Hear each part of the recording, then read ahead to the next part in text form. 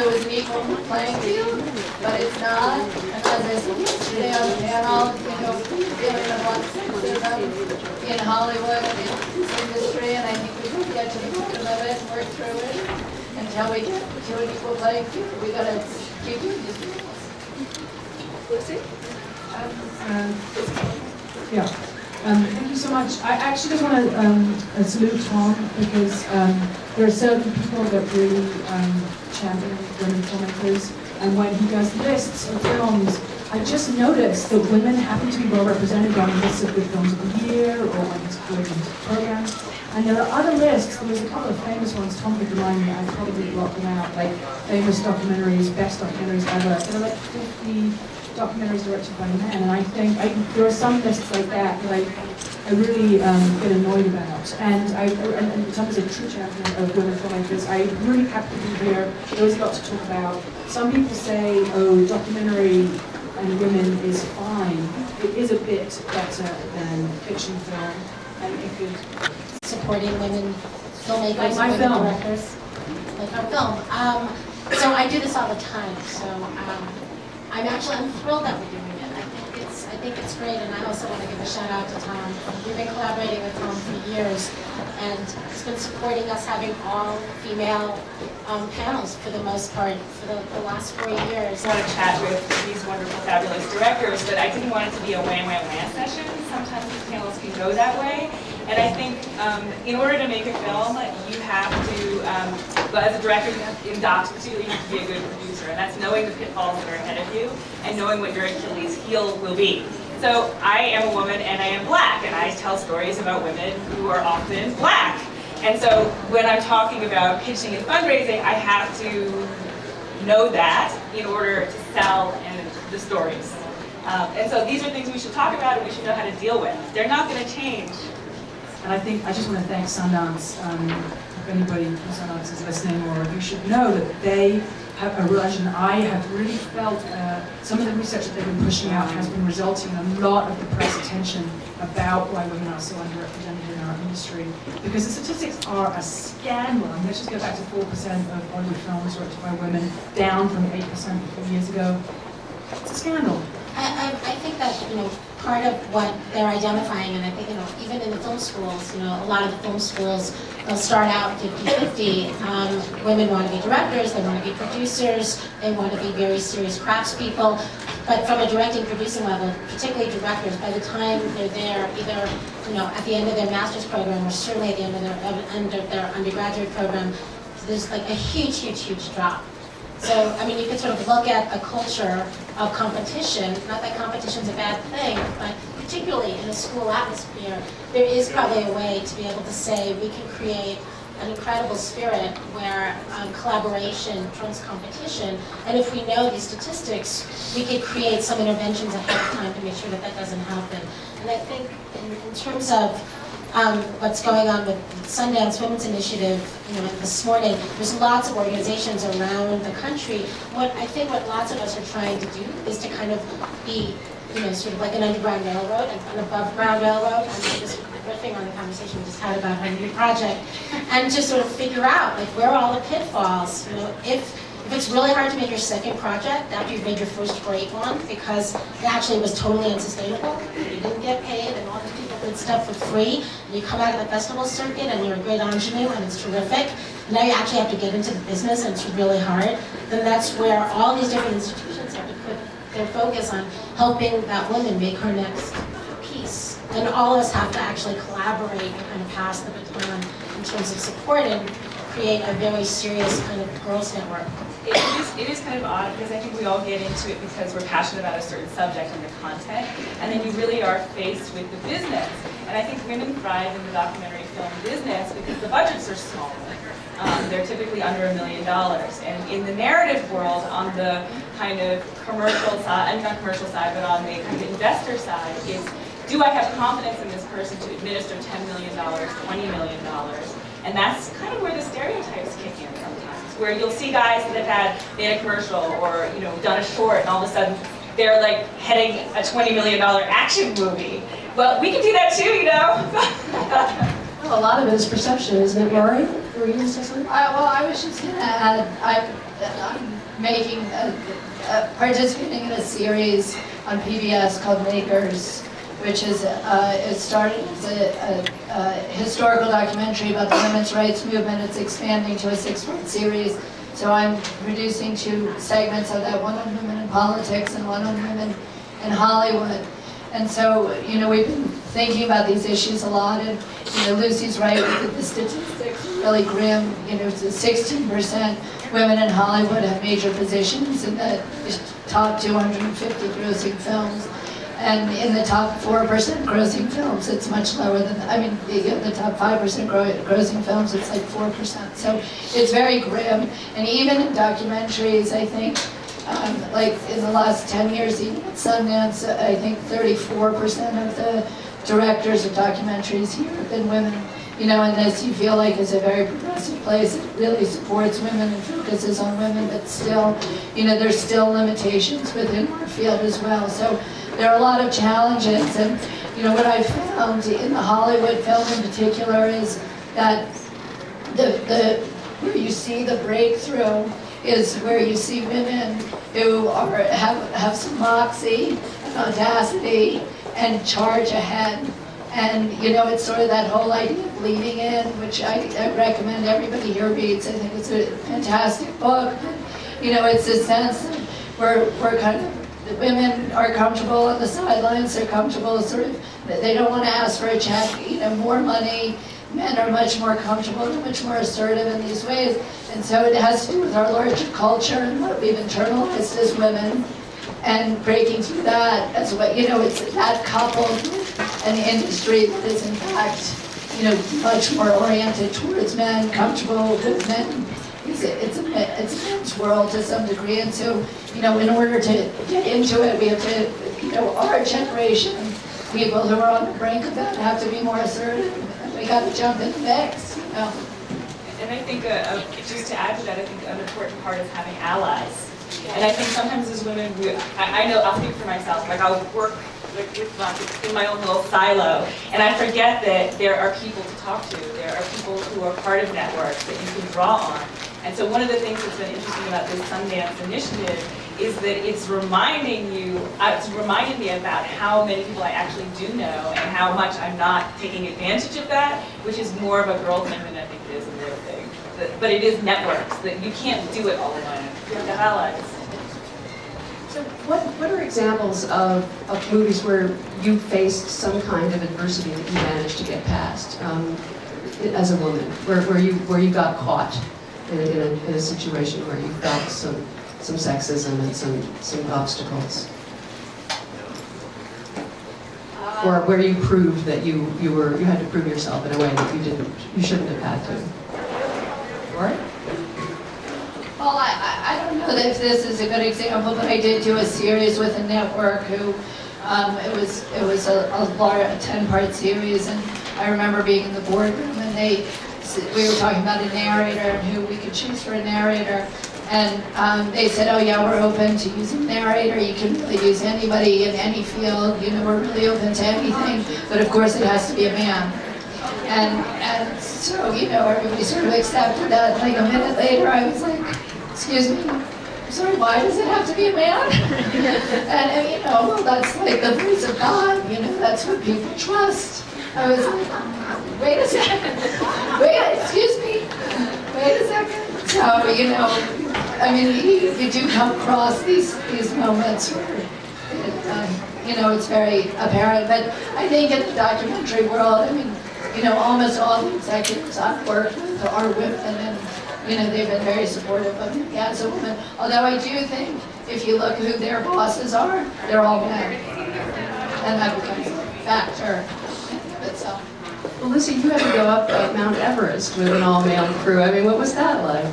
That was awful. Yeah, I had a difficult time. And I would say one of the things I love about being a bit more experienced is that I think it's easier to have confidence in me. Something I really noticed when I was younger is that some people just didn't have confidence in me. They look at me and I could just tell they didn't think I was a very good director. And usually that was unspoken, although on Everest some of these mountaineers really actually just said it out loud, like, what are you doing directing this movie, because it's a very sexist culture, mountaineer culture, and I'd only done one film at that point and couldn't understand why I was directing this film about climbing Mount Everest. And there were many times in which I couldn't figure it out either, and it was really... Say the name of the film. Oh, that was my film Blindside, which premiered at Toronto. And so I really like now that I feel like I can... people have more confidence in me. People, it's harder for them to look at me and think, oh my God, this incompetent woman. Because I have a track record. Gosh, lots of examples. I had a hilarious example in Japan of just super sexist corporate culture. But I think it's, gosh, I don't know, everyone else should talk a bit. There's too many examples to even think of one. I think, well, I'm going to invert it just a little bit. I mean, I think that the Vinyl Institute and the Chemical Institute and sort of all of these trade associations were sort of like, what is this middle-class Jewish girl from New York doing, questioning, you know, the vinyl industry. So on one level, they just thought, like, get rid of her. Like, figure out a way to get rid of her. And they were sort of spying on me, and they were like, uh-oh, she's going to play the cancer card. She doesn't have a uterus. She might make people feel bad. When it's like in print, she might use her emotions, and they were really upset. They were scared about that. And basically, I kind of like, I sort of used that, and I used the fact that I was like a nice middle-class Jewish girl from there at Long Island, and was using this little middle-class Star Ranch with vinyl on it to sort of usurp them. And in the end, I mean, it really worked. And I really couldn't play their game the way that I think a man might, but I was actually much more effective because I used the tools of the trade, and it was all about being transparent as a documentary filmmaker, and just being transparent about their power and their the way that they used it and the way they abused it and their crazy questions. And in the end, they looked, you know, they looked the way that they are. And the movie really did undo them on some level and has really transformed, to some extent, the vinyl industry and certainly parts of the plastic industry. But I think I didn't try to, like, I leaned in by kind of like, leaning back and being chill and asking really dumb questions and kind of being like the dumb girl, but really not. Yeah, I was going to say, so I made a film about Angela Davis, and you know, she's a radical activist from the 70s. She's probably best known for her afro. And I was pitching, and I had a really hard time raising the money. It took 8 years to make, primarily because people were afraid of her radicalism, and it's a political story, and I wanted to tell it as an action thriller, documentary. But I had this one meeting with an executive, and I did my pitch, action thriller, et cetera, and he, at the end of it, said to me, so let me get this straight. Everybody you're going to interview is a senior citizen? Now, that is not the lens in which I see Angela Davis. And so I think that we bump up against that kind of, right, we have to kind of shift the camera lens for the people that we're talking to sometimes. So it was very difficult to raise the money. Ford Foundation came in. And then I was able to forge a relationship in France with French producers. And a third of the budget came from France. Then I was able to come back, and all of a sudden people were like, wow, this sounds like a great idea. And BT Networks, of all places, came in and put up the rest, half the budget to finish it. So sometimes, the point is that sometimes we use these things that are our obstacles, and we have to be strategic about figuring out how to use it to our advantage in some way. Rory, working on the last days of Vietnam, that was like an all-male military universe that might have seemed a strange one for you to enter. Yeah, I was very aware of it because all of my films have had women in them, and usually they, you know, are really focused on women, and so it was a different world for me.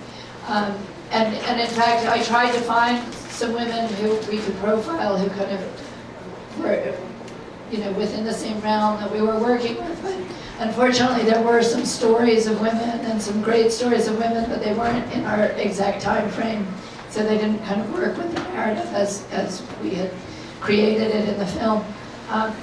So it was an all-male crew, cast rather, but I rather enjoyed it. There's an extraordinary sequence, perhaps you could talk about it, where there's this helicopter that is hovering over this ship, and they can't land. And what happens there? Yeah, so part of the film is, it's about the last days of Saigon, and it gets very hectic, and it falls much quicker than the Americans think it will, and so the Americans don't put a policy in place, and they basically decide at the end of the day that we just can get Americans out of Saigon. And what happens is there are a lot of people on the ground who have good friends who are Vietnamese, who they know are going to go vulnerable to being killed or tortured if they're left behind. So Americans on the ground took it in their own hands to save thousands upon thousands of Vietnamese in those last days, and particularly the last 24 hours. One of the stories we profiled is a ship called the USS Kirk, which was protecting the fleet, which was in South China Sea, so that when the helicopters were going from the embassy and the airport taking people out, if there was any attack on them, they could fire on them. So as all of these U.S. helicopters are leaving, the South Vietnamese, who were helicopter pilots, see them leave, and they're not going to be left behind, so they get in their own helicopters, and they fill them to the gill with their Vietnamese families, and they start following the U.S. helicopters out to sea, but they don't have enough gas to get back home. They don't know where they're going, and they don't have a plan. They're just following them. So this ship called U.S. Kirk is there, and then these small Huey helicopters start hovering over them. They have no idea who they are, and the captain takes the bold move, calling the first one down, lands on a ship. They all get out there, these South Vietnamese, and they're all grateful. They don't have enough room on their deck to have more than one helicopter, so he says, well, what do we do? The crew says, what do we do? And the captain says, throw the helicopter overboard, make room for the next one. And you see the next helicopter come down, the next one, the next one. But then what happens is a gigantic Chinook helicopter comes out, and then the ship is not equipped to land a Chinook because it's the double propeller, and it's got a big hole in the middle of the ship, and it would destroy the entire ship. So they wave the guy away, and they say, you can't land, but he doesn't have enough gas to get to another ship or back, and he has 5 of his children on the Chinook, including an 8-month-old, a 2-year-old, a 5-year-old, a 7, and a 9-year-old. So the ship is going through the sea, and the Chinook hovers above the ship, and he opens the door, and he throws one of his kids down on deck. And they have no idea because they're not communicating. They just see this thing coming out, and they catch it, and it's a child. And then he throws the 10-year-old, the 9-year-old, the 5-year-old, and finally the 8-month-old is thrown over deck, and the crew catches it. They throw everybody out, and then and we have footage of all this, which is amazing. But you must see this. And then the pilot then takes the Chinook like 50 yards off to the starboard side of the boat, and he has a flight suit on, and which he undoes, which is apparently a really act of insanity because he's got to steer both propellers and take his suit off, and then he leans the helicopter over to the right, and he jumps out the left. So picking subjects is the key to what you all do. And tell me how you make that decision. I mean, how do you decide that a movie is actually warranting a feature? For me, it's when I do the research. I have an idea and I do the research, and the hair on the back of my neck tingles. And when I talk about it, people comment about how passionate or electrifying is a good word. That you can convey the story very well. Because you have to live with it for a long time. I mean, most films, it takes a number of years. And so do you want to live with this subject? Do you want to have it be in your life when you're constantly doing everything? Because it invades, like a virus, I would say. What we do, it takes over your life and your brain. True. It's fun. I'm looking at the hashtag on your story, which I think is great. I mean, I think it takes a while to sort of figure it out. For me, it takes me, at a certain point, I have to start explaining it to somebody. And when I have a really good title, and I explain it to someone and I can sort of see the light go on in their eyes, and something happens, I feel like, okay, I think I could do this. And the movie that I'm working on now, I started in 2004, so it's a very, very long film. Today I coined the term the slow film movement, kind of the slow film movement. And I think by the time I finish this, which God willing is going to be next year, I mean, it's a very, very, very different film than the one I started. So, you know, if Katrina hadn't happened, I would have only made a film about. I would just like to add that, you know, sometimes we get attracted to a subject, and that's not the same as a story. That what you're searching for is how to find the story, how to convey it in a way that does captivate your audience. And I think that's a really good distinction to make. You changed gears on the tsunami and the cherry blossoms, I recall.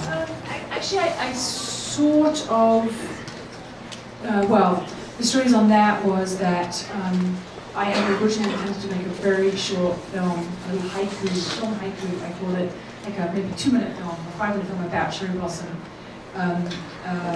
because I was going there for a press junket for my film Count to Zero, and I felt like I needed a bit of cheering up. I was talking about making records in Japan. It's really, really heavy, and I was really excited about cherry blossoms. So, so that was just my little dream personal plan, and I put that plan to action on March 3rd, 2011. And so I planned it all out, and then March 11th, 2011, the tsunami happened, and my first thought was, oh my god, I can't go to Japan now because everyone's evacuating. And then my second thought was like, oh my god, if I was ever going to talk about cherry blossom in Japan, which is all about transience and fragility of life and Japanese culture, my god, now is what's cherry blossom season going to be like this year? I've got to go. And even the night before, I called up my one DP. And so a 50-minute film is significant. It's not like it's a 5-minute film. And so that I think sometimes people, think that that's a TV hour. That's sellable. It's actually 40. Yes, 40. We made it 53, which... Right. So that there are should have ways. sold more, but we actually, 40 minutes sold better, weirdly, than the 53. So Rory, did you want to talk about how you choose stories? Sure. I think I agree with everybody on the panel that you give so much to these films and you have to be passionate about it. I would just add, sometimes it's a story, sometimes it's an issue, and then you try to find The thing that binds everyone's films together, is that everyone has really struggled, strived, and triumphed at times of finding their own unique voice. And even, you might have some films that don't quite feel like you, or was a work for hire. But and maybe it's not like the film that you love the most, but I think for all of you, and it's for all of you, who are struggling to do this and striving to do this or triumphing, I hope, when you find your own unique voice, that's really, really critical, and that's what everyone responds to. That's what the industry responds to, that's what the festival programmers respond to, that's what Anne responds to, is when, you could take the story, but lots of people are making films about extreme sports, but you were able to kind of go for the family and find this very incredibly unique way of telling that I think really sets that apart. And I think what's great about shorts is that it's really a great way to sort of enter this world, and the stakes are a little lower and you can experiment. And the only way that you find your voice is by experimenting and not following a cookie cutter and being willing to make mistakes and fail forward, and to experiment and do that is the greatest gift you can give yourself. Couldn't agree more. But the thing that strikes me about all of you, too, and what is often true of successful filmmakers, is that you push harder. You go further. You don't settle for that almost very good movie. You want to talk about a moment where you did that, each of you? I'd like to know. I'm a pain in the ass. I would say making bad stuff is so much easier. It's like, oh, that's great. But actually making it great, that's actually a real pain in the ass. I'm a super pain in the ass to work with. I'm like, I want to make it good. That's so much more hard, right? But I do think that there are moments in the process of filmmaking where you have to stand your line, and sometimes they're big moments and sometimes they're small moments. In the Davis movie, a third of the budget came from France, so Post was in France, and I thought that's the easiest way to deal with the language barrier, right? And so that meant that the audio mix was in France. And so the guy who was hired to do the audio mix was, typical French guy. He's like, this is the way it goes, and blah, blah, blah, da, da, da. And I listened to the film, and everybody was talking like this. And I said to him, no. All the interviews were done at tables so that you could be intimate, as though you're having a conversation with someone. The warmth was supposed to be there. It took us a week to communicate. And what he realized is, finally, he said, you're right, Shola, French is a guttural language. We talk like this. So when I mix the sound, I mix it high, so that it could be like this. You Americans have a lot more high notes in your voice. So when I mixed it high, it sounded awful. And he went back and he remixed the movie, and it sounded gorgeous. But one, he was trying to tell me, the director, that I was wrong. And two, he wasn't listening to my words. Which is what I say to my toddlers all the time. Listen to my words. Is there a moment for... Oh, there's always, I'm in the middle of the moment. So as I said to Tom, I was like, wow, you have like a movie from like the near past, these movies in the present, and then you have my movie to the future. And it's called Cooked, and it's uncooked right now. And it's painful. What's that? Cooking. It's cooking. It's simmering. It's simmering. I mean, I had to put it on the back burner this summer because my mom passed, and I just had to. But it's terrifying. And right now, I kind of have to stand my ground and say, sorry, it's not good enough. No, actually, I know just because I shot hundreds and hundreds of hours over many, many years and spent lots of money that all these extraordinary foundations have entrusted me with, it might not be there. I mean, some of it might not be there. I might have to scrap something. You really have to be willing to fail. I mean, not once it gets to the end. No, once it gets on the screen, you can't do that. But you have to fail in the middle, and you have to sort of throw it out. And you need some really safe spaces, and you need extraordinary colleagues, and you need to not be embarrassed just because you've been successful, quote unquote, in the past. You need to not be embarrassed, and let them see your rough cut, and let them say, it sucks, Judith, or don't worry, or this part's good, or I hear your voice, and trust that I'm not making film by committee, but sometimes we need that extra support, and we give that to each other. I think sometimes we forget our name goes on it, and you're only as good as your last project. And so you can't stand there and go, well, if only I had, negotiated with the sound guy, or if only I had edited 3 more months, all of those things. The work really has to stand for itself, that it is your voice. And I've seen colleagues that are like, oh, I just needed to finish it. And it goes out there, and it doesn't do what they want it to do. Your name goes on it. You're going to be criticized no matter what. You have to love your work. About those opportunities that exist in women's roles in them, and even in television right now, women are doing a lot better than they are in Hollywood theatrical releases. But also with the internet and other outlets available, women are thriving in those areas. Anyone else? A few things on the. I was on the bad side. I have to say, budgets are shrinking. Terrible. I have to say, it's not pretty out there financially. On some of the bright notes, I would say there's a new thing. I think the distribution model is crumbling. I think the film industry is facing what the music industry has faced with piracy and so on, and just distribution sort of rethink. One of the good things I think that's emerging is self-distribution is losing its stigma. One of the things we do in the crash, we did lots of innovative things, and it's a really interesting case study that I should write up sometime. One of the things we did was we reserved the right to sell directly from our website in all territories. And what we're doing is working with a company called Thompson, highly recommended. There's a few other companies also doing good stuff in that space, where they've helped mentor us to build a shop on our storefront on our website where we sell packages of fan stuff, fan experiences, or stickers, or DVD extras, or whatnot, that fans can purchase the film there where we make better returns.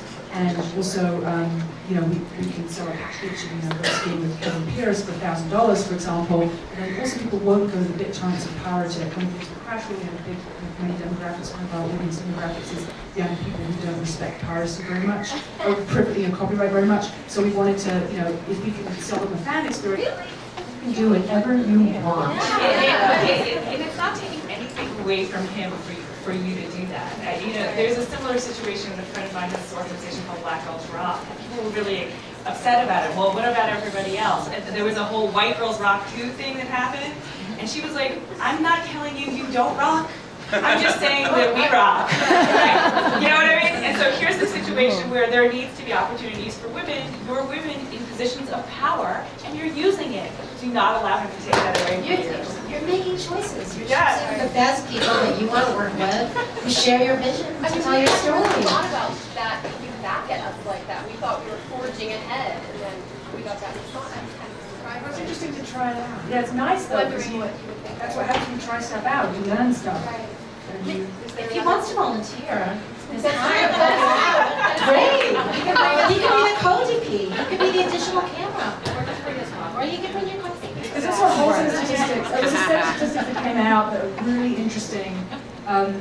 That they, is that Stacey Smith as well? There's a really important set of statistics that came out that when women are behind camera, more women are hired in other key positions, and also how women are depicted on screen is different. And the stats on women on screen are as shocking and egregious and outrageous as the stats. There's something like, when teenage girls are depicted on screen, it's 50% scantily clad or naked in sexual roles, stuff like that. And when women are behind the scenes, it's different. I just think, what message are we, and violence to, what are we, and how are women depicted, like, how many attractive women over 40, etc. The whole way the world is skewed when women are behind the camera, and it's so important to change it in documentary, what stories are being told, how they're being told, new stories that can be told.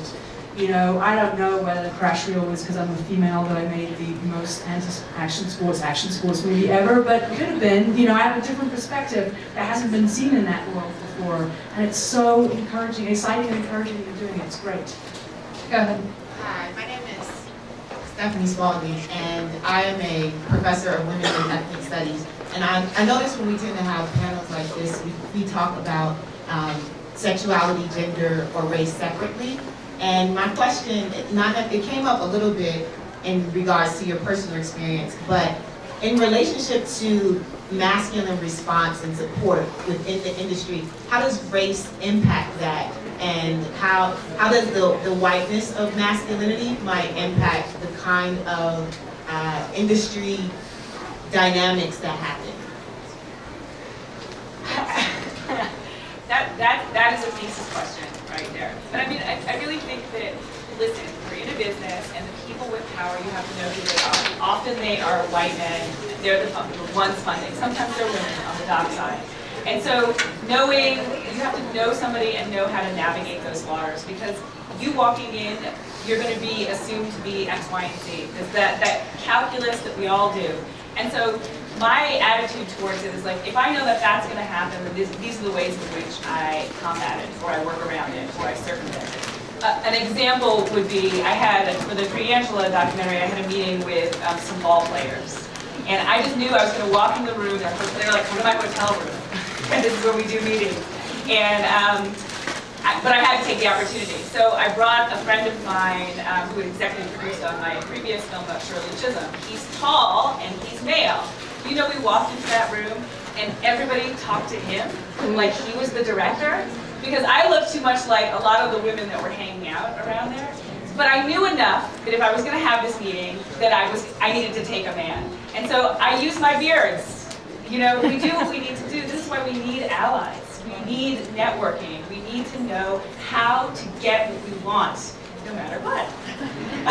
So we're going to wrap this up. Judith, did you have something you wanted to add? I wanted to end on a positive note. I mean, not that we haven't been positive, but I just want to say, I think that like Chicken and Egg Pictures, like the Sundance Labs and the Sundance Documentary Fund, and Birth of Red Docs, and Cinereach, and Good Pitch, and Fireside Media, and all of these different, and Cartemplin, there's all these different institutions. Some have been around for decades, some have been around for almost a decade, some are relatively new.